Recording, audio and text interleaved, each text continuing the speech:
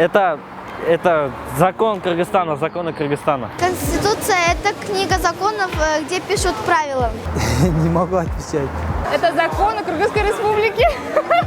Это основной закон. Я не знаю. Конституция – это свод правил и законов. Для меня это гарант моей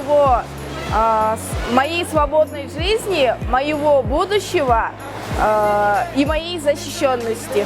Но это закон, он нужен для обеспечения безопасности граждан. Конституция Кыргызстана – это наш основной закон нашей республики, Где прописаны основные положения, принципы устройства государства, в том числе и права человека. Что? Я не знаю. Блин, можно другой вопрос? Конституция нужна, чтобы мы как бы соблюдали такие гарантии.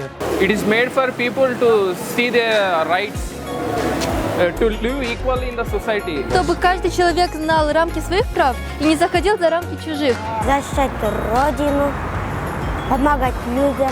Для того, чтобы люди знали то, что они могут, что они не могут делать. Без Конституции, конечно, нельзя. У каждого государства, суверенного государства должна быть Конституция. Конституция, когда она работает, она помогает. Когда она не работает, тогда ничего не бывает.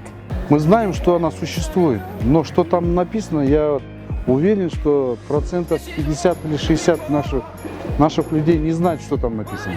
Знаю ли я свои конституционные права? Не все. Ну все право знаем, какие надо. У меня есть право на жизнь, у меня есть право на учебу, у меня есть право на здоровье. О май гад! Right to equality, right to freedom. Я больше знаю о свободе слова и свободе самовыражения. Имеет право на культурную жизнь. На защиту от государства я могу. Правомерности. Нет, не знаю. Живу, учусь, тренируюсь и все. Мне больше не надо. Я имею право, не знаю, жить, есть, питаться, работать.